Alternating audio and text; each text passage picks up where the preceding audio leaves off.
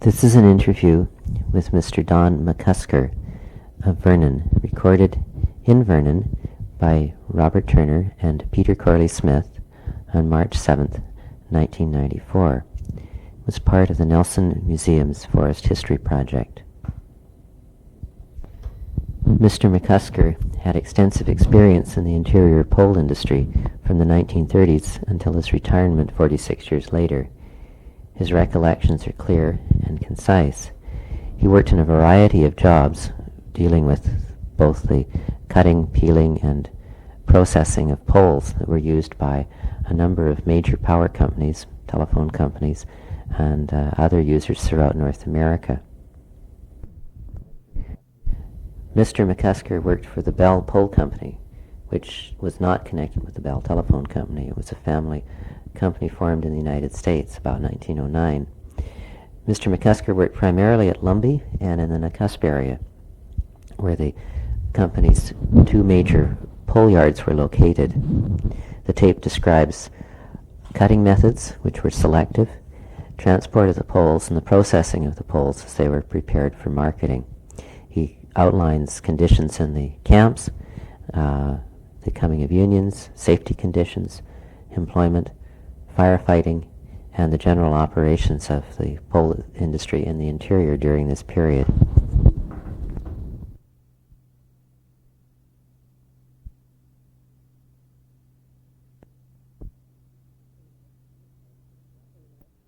Did you grow up in the interior? Well, actually I was born in the States, and my dad came over here with the Bell Pole Company in 1926, I believe it was. And he was a pole contractor up at Sugar Lake. Sugar Lake? Sugar Lake, yes. Whereabouts is that? That's, going toward the Monarchy. You come to Cherryville. There's a store there with the forks. Yes. Right-hand road is Monarchy, left-hand road goes to Sugar Lake. Of course, right. Okay, so he was a pole contractor up there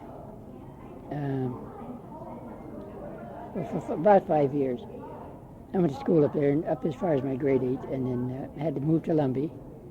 And my family moved down, and my dad went to work in the pole yard for Bell Pole. And I continued my schooling in Lumby. After school, I started working for Bell Pole. I worked there for, 37, about 3 years, and then I went over to Nakusp. They were just opening up over there. And I worked there for a year, but the war had just nicely got going, and I had itchy feet, so I quit and joined up. I was away till 1946, and when I came back, I contacted the president, Mr. M.J. Bell Sr. in Minneapolis, if I could go back to Nakusp. And he said, yes, certainly yes. So I went back there, and I worked there for 17 years for Bell Pole in Nakusp. In 1963, I got transferred to Lumby, and I worked there the remainder of my working life, and retired in 1983. 83? 83. So I have, all told, they gave me, my service record continued while I was in the armed forces. So I had a continuous record of 46 years service. Isn't that something? We're mentioning the company itself, that it was based in the States. Bell is in the telephone company? No, this is an independent family affair. Started by M.J. Bell Sr. back in the year 1909. Oh, I see. And there's so much, there are so many questions asked about, you're part of Bell Telephone, but we aren't. It's a private family company, and it still is. I had a hunch that it was, but then I wasn't sure. There was M.J. Bell the first, M.J. Bell the second, M.J. Bell the third, and now M.J. Bell the fourth is being groomed in the business. So, boy, it'd be terrible to be a failure as the fourth one, wouldn't it? What a heavy responsibility. But no, it's a first-class company to work for. I mean, they treated their men like they were somebody. They're very considerate. And what I find very striking since I retired is the amount of time and thought they put into their retired personnel. every time there's a banquet or a party or a retirement or anything of any kind, we are always invited. Now, even after 11 years retirement, I get my invitations regularly. Isn't that nice? And they think a lot of their retirees. An awful lot. And they think a lot of their working men, too.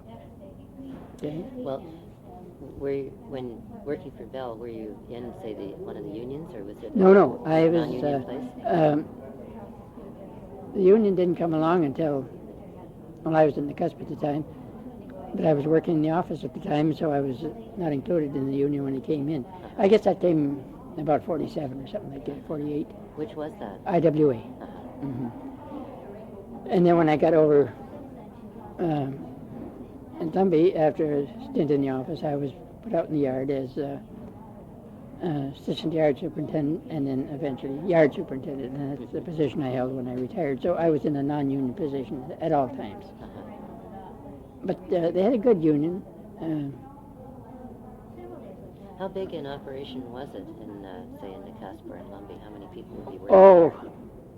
At our peak, I guess, in Nakusp, we probably employed 30, 35 people. Mm-hmm. That's in the woods, and in the yard. In the woods, I wouldn't hazard a guess. There probably maybe 50 in the camps. Mm-hmm. Pole makers and skidders and cooks and bowl cooks and whatever. All kinds of characters. Where else did they have pole cutting and yards in BC? Well, at that time, there was just Nakusp, which encompassed the Sugar Lake area, Revelstoke,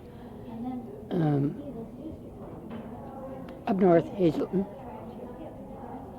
And then as time progressed, they opened new yards. I've seen their yards up near Hazelton. Have you? Yes. And then they opened yards at Topley and Valemont and Maple Ridge. Mm-hmm. Where, of course, I mentioned Revelstoke, I believe, yeah.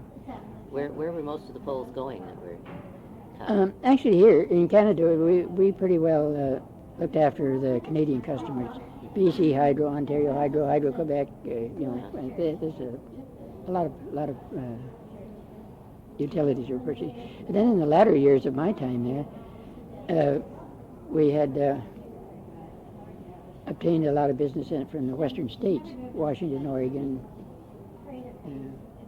What sort of volumes would you be shipping out, carloads, like, from the Nakusp? In carloads, I wouldn't know. I would say at times, well, probably out of the Lumby yard, for instance, which I am more familiar with, we'd probably ship 40,000 a year. Now that's a guess. I mean, That's poles. Yeah. Mm-hmm. Yeah, I think that's it. And it did expand toward the end, but I mean, I really don't have a clue as to how many pieces it amounted to, because they were going every which way. Oh, sure. Yeah. And the poles were mainly fir, cedar? They started out cedar, and then they got into fir, and then lodgepole pine.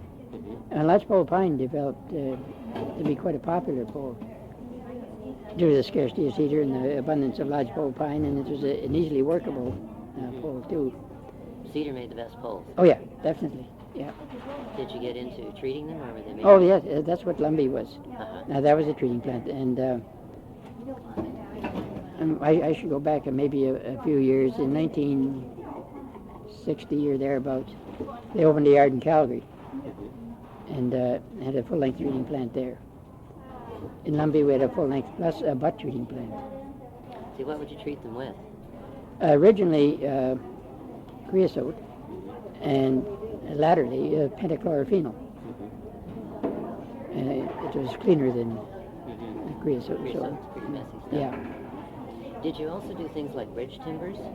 Yeah, we at one time we did, not toward the end, but of my time, but at one time we did. Yeah, we treated bridge timbers and ties for the CPR and that sort of thing. But that was not a big part of our business. What would you look for in poles? What were the qualities that made it a good one versus a second-grade one? Or? First of all, it had to be straight, no cat faces, no scars. It was the dimensions of the circumference at the ground line and the top. Combine those two to determine the class of the pole. and of course the length. We went from anywhere from 20 to 110 feet in 5-foot increments. I see. Did you bark these and strip them before they went out? Yeah, originally they were peeled in the bush, but yes, laterally, well, I shouldn't say laterally, in the early 40s, they bought peelers that went through, the pole revolved through, and the planer heads on top, and it took the bark off. I see. And how would it have been done before that? By hand with an axe. And could you describe how the fellows would do that? Was there a trick to the Oh, trade? yes, there definitely was. The best pole makers were the old Swedes. And they would knock crosscut saws, of course, knock the tree down with a crosscut saw, go along with their axe and limit. And then they'd start at the top with the axe and get under the bark, and they'd go right, chop all the way down the length of the pole. Now, would this be with like, is it like a bridging axe? With No, a bit just of a curve to the blade? just a pole main. Yep. Just a straight axe. And they would just back up. They would a steady backup. They didn't hesitate or anything. And then you get a strip taken down, then they turn the pole a quarter turn and get on and do it all over again. About 4 turns. How long would it take them to do a 100-foot pole? Oh, golly. Well, okay. Well, me, it would take me about a day and a half. With a good peeler, a Swede peeler, he'd probably do it in half an hour. Isn't that something? It means it probably takes. Yeah, there was really a knack to it. What about handling these long poles? Was there an art to the falling or the moving them in the woods? So Oh, they yes, wouldn't yes. break? Yeah, you had to follow them in a certain direction to your advantage, so the skidder and horses in those days could come in and take hold of it and take it out. And they'd just skid them out on the ground. And as machinery got in, they would have an arch on the back of a tractor or something like that, and lift the ends up and skid them out. And actually, it hasn't changed much since, and that is basically the way they do it still. When they were brought then into the pole yard, what would be the stages in the process to ship them out? What would you do? Okay, we'd peel them. We'd have the scalers classify them as to class and length and species. The skidders, the little tractors in that time, were taken to the various decks, which were allocated for a class 440. We went to the class 440 pile, a class 535 went to a class 535 pile, and then they would be put up there. Strip decked in a lot of cases, which would be like car stakes or strips of some material, preferably wood, to allow the air to circulate and dry them a little quicker. And but a lot of times they were just put in the decks and seasoned in there. It took longer without the stripping, of course. But and once they were seasoned, they were ready for treatment and shipping. In a month to season? Did you say? I'm sorry, I didn't quite hear. In the summertime, if the weather was hot and they were stripped decked, 6 weeks would do it. And if not, if it was a cold, damp, rainy day, or summer, well, it could take 3 months. But they definitely had to be seasoned poles before you could treat them. Otherwise, the treatment wouldn't take. I see. The moisture in the pole would repel the treating. And then, when they were treated, they were put on the cars. Was it mostly by rail that they were shipped out? At that time, yes.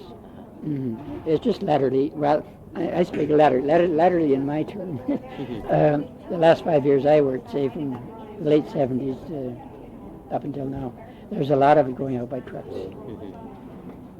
And like you mentioned earlier, the rail at McCusker being torn up and removed, and that has happened in other areas as well. Beside cost, it's much cheaper to. I guess cheaper isn't the word. Economical, right? Much more economical to take them out by trucks, and then you can take them right to the destination. Where once by rail, they only go to the town. Then they are dumped, and they have to reload them on trucks and take them where they want them. But if we can take them to their destination on trucks, that's a big benefit to the utility company. In some cases they have their own yards. In other cases we take them right out to where the line is being stored and then load them with their self-loaded crane. What about your living conditions? Did you have bunkhouses or? Yes, in the Arrow Lakes. When I went over there in the 40s, we had our own camps and bunkhouses, and they actually, by today's standards, they were pretty crude. You know, there was a place to eat and sleep in the big wood heater in the middle of the bunkhouse, and all the lumberjacks would come in and hang their wet, smelly clothes around the stove to dry, and the rest would sit on the bunk and either play a mouth organ or try and read or play poker or some such thing like that by a coal oil lamp. There wasn't much for them, but then once the union came in, things did improve a lot. Conditions in camp did. They got washing rooms for their clothes. They had dry rooms for their clothes. They just had better living conditions all around. What about the food and the cooking? Oh, excellent. That's one thing about it. Even in those tough days, they always had good food. Otherwise, they couldn't have kept anybody out in the bush. I mean, that was... If they had to work under those conditions and eat bad food, well, they just wouldn't have been anybody here. So they always had good food in the camps. What were the wages like, say, in the early 40s when you started? Oh.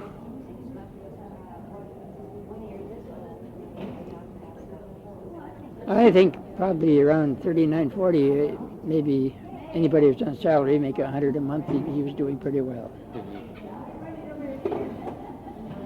Wages at one time were down 76 cents an hour, and then once the union came in, they started increasing. Yeah. What about over the 40 years that you were with the coal industry? Things like worker safety and things like that. Did hard hats, steel toes come in? This is what another one of the good things the union did about it. They focused on safety, and between the union and the Workmen's Compensation Board. What were the things that changed? Oh, well, you mentioned one, hard hats. A lot of times they had steel-toed boots.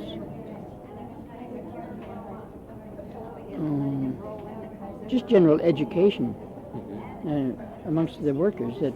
That's very important. Yeah, that's right. It's just being aware of what you're doing. You're not blindly walking into something and watching where they're falling so that they don't hang a tree up and it knocks another one down or something on top of somebody else, that sort of thing. And that was quite prevalent in the early days, injuries and deaths. Yeah, that improved a lot. When you were dealing with the creosote and stuff like that, that can be tough to handle too. That's right. Well, how was it with dealing with that and the later stuff, which is pretty toxic too? Yeah, it's toxic as well. They were just generally coached by the foreman or whoever happened to be handling them that watch out for this and watch out for that, and don't stand under that pole when it's going up over your head. Get out of the way, because you can move, but he can't move that swinging cable. He can, sort of thing. And especially with younger people coming in, they weren't aware of anything that could happen like that. The older fellows had seen it before, and they knew. But yes, when you're young, you're immortal. Yeah, that's right. You know, you're really gullible. I can remember back when I started working in 1937. It was all the old-timers in the yard, they'd wait for a young new guy to come in, and then they'd proceed to make life miserable for him. I can remember them sending me all the way down to the blacksmith shop one time to ask for a left-handed screwdriver. Oh, yes. So I went all the way down there and asked for a left-handed screwdriver. Oh, he said, go back and tell him I'm sorry. He said, it's up on the sky hook. So I trotted back in. Apprentice stuff, yeah. But it didn't take long before you twigged it. You could tell them in a few words where to go. Yeah. So that was the end of it. I think that happens in most trades. Oh, I think so too, yeah. That's a good way to learn. It's a good way to learn. Yeah. What sort of pattern of logging did you do? I mean, a lot of talk about clear cuts now. Did you do large areas? No, it was selective logging. Selective logging. Yeah, in the biggest part of my time there, it was selective logging and with horses. And I still think that's the only way to go. I mean, there were never any of these slides and floods and that sort of thing that we're getting now from this clear cutting. I'm an advocate for selective logging. I think it makes an awful lot of sense too. You farm the stuff, not just cut everything down and all that. So It does so darn much damage. Mhm. It's just awful. I suppose in this case too, you sort of selected the trees that you That's needed right. for the great poles. That's right. Yeah. hmm And we always, if we got it, we used to put up pole sales. And we got a pole sale, we would go in and take the poles out first, and then somebody would go in and log it. But we always took the poles out first because they were so, had to be handled so delicately, you might say, because they damage easily. You know, cedar is soft, and it'll gouge and split, Sure. and that sort of thing with rough handling. So you always pulled the area first, and then what was left was logging material. How many, how would the horse logging work? How many horses would you have for Normally, a single horse, if you were in really big timber, you might have a team. But single horses seem to be, two single horses would bring up more wood than a team together, like sort of thing. Unless it was, as I say, extremely heavy or a really tough country. You skid it out one pole at a time with a horse? Or? Well, depending on the size. No, they'd take 3 or 4, 35 and 40s and that sort of thing. How big would a woods crew be? Would it be 4 or 5 guys working in an area, or would it be larger than that? Well, no, what they did with it, they would lay out the sail in strips. Each man would have his own strip. And they would stay in that strip and just only handle that stuff. And nobody else got on their strip. So, but you'd have a faller, and would somebody do the limbing, or would it just be one? No. The pole maker did his own falling, limbing, and peeling. Oh, the whole process. Mhm. I see. And that was his product when he was finished. And God help anybody that tried to claim it or move it or anything else. He just didn't touch it. Did they work for wages or did they work on contract? That was piecework. That was piecework. Mhm. And there were some of the better men made real good money. Certainly be an incentive to That's right. do it quickly and well.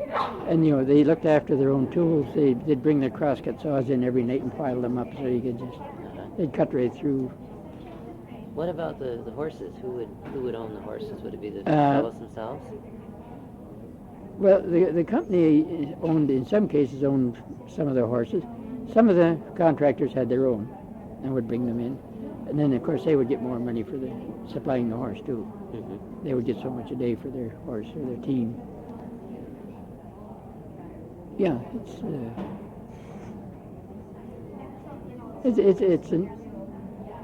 a look at the past, because there isn't anything like that anymore. Yeah. No. That's why we wanted to record it, so Mm-hmm. let people know what used to be done. And I think there's a lot to learn from it, too. Oh, yeah, Yes, right. Exactly. From several perspectives, just how the country developed and what people were doing. But the way you're describing taking poles out was paying a lot more attention to the landscape and all of that, and erosion and those sorts of things, and the way they're doing it now. Oh, it's advantageous for everybody because, besides scarring our whole countryside, which was beautiful BC at one time, and now it looks like you had a bad case of chicken pox or something.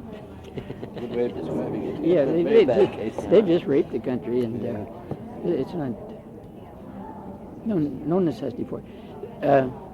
The big thing was when forest management licenses came in, and these big multinational outfits, and I'm not going to name any names, but you probably name them just as well as I could. They came in, and it was just take it and run, get out. Okay? Go somewhere else, to another part of the license, and do the same thing there. Before that, it wasn't. No thought given to that kind of destruction.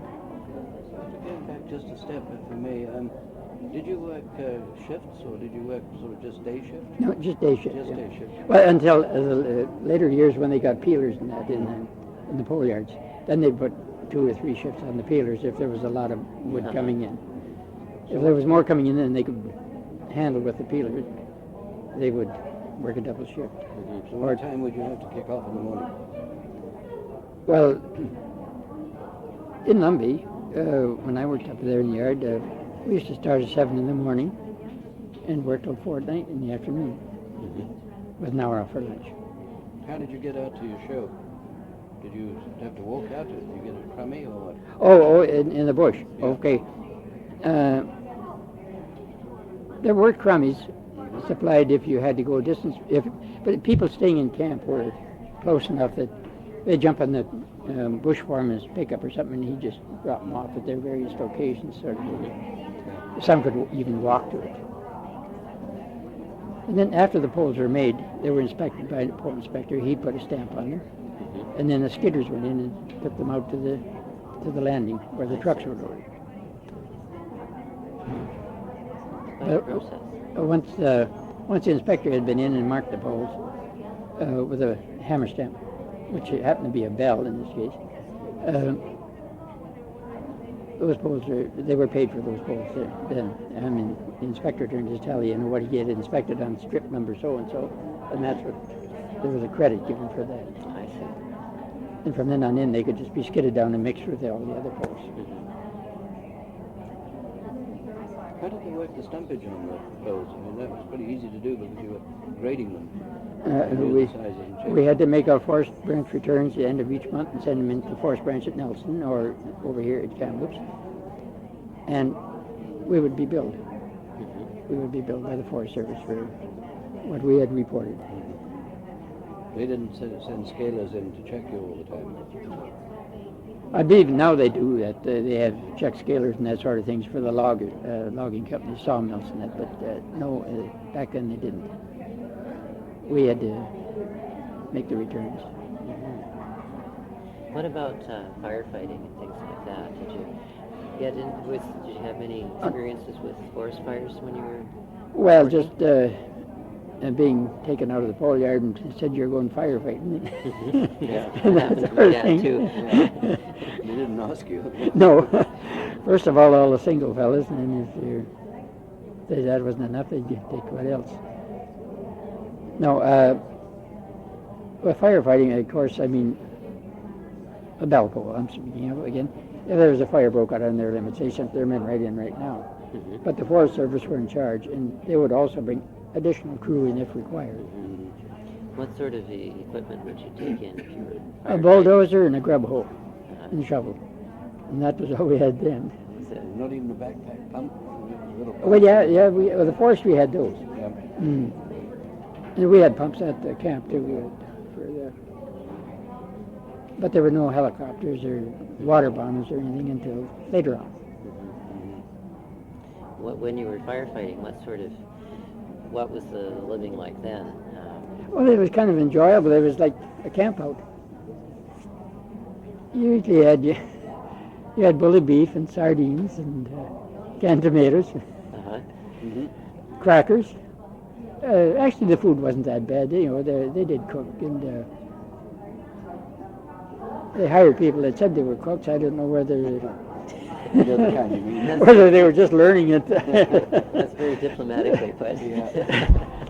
But it was $1 a day and board, Uh-huh. and a day was from when the foreman told you to get out and get your ass off the. Light till dark, in other words. Yeah. That's a long day for $1. Yeah, but it was a break from the Yeah. normal routine. Well, if you had a bad fire season and you got pulled off work for a long time, it could be kind of a hardship for you. Oh, well, yes, it would have been, but normally the fires didn't last that long, and if they were out of control, then you just put so much time in, they'd send you back and bring somebody else in. Uh-huh. So you wouldn't sort of. No, I mean, run you short. weren't for the summer, that sort of thing, Uh-huh. no. Maybe 2 weeks, 3 weeks. But you made fairly good money because the timekeepers there were not a bit stingy with their hours, Uh-huh. You got your 18 or 20 hours a day, whether you worked them or not. Uh-huh. I mean, you got your $18 for... Oh, it's $1 an hour. $1, and pardon me, $1 a day. Uh-huh. And you're okay, I'm getting Yeah. ahead of myself here. $1 an hour would be quite a bit later on in the Yeah, it came out. I was just trying to think what the hourly wage was when I first started. I think it was $2 an hour. Uh-huh. 2 bits an hour, and you paid your board. So penny-wise of what you didn't gain much. Yeah. What your sort, bo- of what sort of vacations did they give you? They were unheard of. They were unheard of. Yeah, well, there was usually a layoff in the winter. Mm-hmm. If it, especially over in the Air Lakes countries, because the snow was so deep over there. It's in the same snow belt as the Revelstoke. And, Yeah. there's usually a winter layoff from Christmas time until breakup, after breakup, and then you went back in. So that was your vacation. If you had one. But vacations as we know them today didn't exist. I guess if you needed time off for some reason, Oh, yes. you could book a week off Sure. and. Mm-hmm. That's why I say this company I worked for, they were great. I mean, your needs were their needs too. Were there any recreation facilities in the camps? No, not to my knowledge, except that when it was the boys used to play poker, they could go in the laundry room or something and do it with a little more room and a little less smoke. And with 80 men in a 20-man bunkhouse or something like that, Yeah. double-decker beds, side by side. Was liquor allowed in camp? Well, there was no rule about it, I don't think, but it did appear. We had a cook one time that first-class cook, little Cockney English. And I mean, he could cook. He could really, really cook. But then about once a month you could count on him for about 3 days. Yeah. He didn't know whether he was cooking or washing dishes or what he was doing. But no, it was good. So how many people did they have to feed in the camp, roughly? Oh, it could have been anywhere from 50 to 60. Yeah. So you'd have a cook and a couple of old cooks. Yeah, right. Mm-hmm. Yep. Yeah. Dishwasher and wood splitter. Went through a lot of wood too, with big camp stoves, and they were cooking all the time. Yeah. Yeah, because it was all wood for heating and cooking. Mm-hmm. Absolutely, yeah. Do you always have to ask this one, but do you recall any good stories or good yarns of what went on during those years? Funny recollections or amusing ones? I do have some, but I couldn't put them on a tape. I'm sure. Could you put on some slightly censored, perhaps? You don't need to mention names or anything like that. Just the sort of, was there kind of practical jokes that people played on one another or things like that kind of give you a feeling of what it was like to be there? Well, there was a camaraderie that existed amongst the supervisory staff and the men, the working men, as they like to call them. I recall one night, my boss, and this happened in Nakusp, we're all at a dance, and he was imbibing pretty heavily. He got a little bit too much for what his wife thought he should have, so she got mad and went home. He stayed till the end of the dance, and he invited everybody over to the house for coffee and sandwiches. Well, a bunch of us went over, and he went in. He said, well, look for his wife, and he said, oh, I guess she's gone to bed. I'll go get her out. So he went in, and you hear him talking to her there, and all of a sudden I heard her voice say, if you want any damn sandwiches, go out and make them yourself. So he come out sheepishly, and he said, any of you girls out here know how to make sandwiches? Do it yourself. That's right. But he was boss over us, but he wasn't boss there. Right. Definitely no. Did you have any women working in the camps? And Oh yes. cooking or Yeah. woods As a or matter of anything? fact, we did have a couple of lady cooks after this English fellow that liked his booze a little too much. When he left, we had a lady cook there for several years. Excellent cook too. She did a really good job. Well, they're usually well organized, the women. Oh yes, much better than. Were there any women working in the woods or the pole yards? Oh no. I think at that time, I don't know what the situation would be now, but at that time I have had people come to me and ask, ladies ask me for work in the coal yard at Lumby, but the union frowned on it. I see. So sooner than cause any hard feelings amongst anybody, we just say, no, I'm sorry, we don't have any. What about, say, East Indians? Were there Chinese or Japanese people? There was no discrimination in that way. We've had Indian people and some Japanese. I never recall any East Indians. They weren't that very many of them around up there. I seem to recall my dad telling me about it. Some Sikhs. Okay, in the mills Nakusp. in Nakusp. Yeah, right. Okay, that's before our time over there. They did have a sawmill. It was I don't know. Well, actually, it was on the same site where our pole yard was. We tore the mill down to start the pole yard. But it, I understand, was pretty well run by the East Indians. Another story over there, one of the guys who worked in the pole yard, he was an old timer, and they're an old French Canadian, and he was saying when after they closed the mill down, he was down there and they was doing some clearing up or dismantling or something, and they came across a burial pit that these Sikhs had. And I don't know how many cases of rum were in it. Yeah, and so just the whole crew just sat down and drank rum the rest of the day. Oh, dear. Oh, there you go. They're a breed of the past. Those people, they just didn't. Wouldn't dare do that. Now they probably wouldn't even think of it. But Oh, no, of course not. it was rum, and it was there to be for a reason. So they drank it. Did, say, in the Nakusp area, did you do any towing on the lakes? Did you use... No, actually we didn't, but we did have booms towed in by other people. Would tow booms and poles into us, yeah, and then we'd have to take them on dry land. But not that much. Most of our stuff over there was from our own limits, which were up back in the mountains, so we trucked them in. The only ones that were came in was if we purchased a boom of poles from somebody, some private individual. Sure. But once the forest management came in, then the whole thing changed. Everything went down to the pulp mill. Cedar poles, everything. So that once that changed, you wouldn't cut poles before they cut for pulp? That's right. They were supposed to have verbally assured the pole companies over there that all poles would be taken out as poles, but that in effect wasn't. Once the license was granted, didn't work out that way. I know there were old pole men working for them, and they used to just practically cry when they saw some of the stuff going into the lake for the pulp mill. And that was all towed down to Castlegar, of course. I'm sorry? That was all towed down to Castlegar. So that changed the pole business over there radically.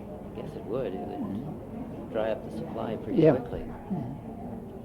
Is it Bell Pole that has the yard over at Jaffray? I think it is, in the Crow's Nest? No, that could be B.J. Carney. They have one in Galloway. That's the one I was thinking of, yes, sir. Yeah. What other companies were running in the area? Well, there was the Big Bend Lumber Company, and there was the Bell Pole Company, and there was B.J. Carney.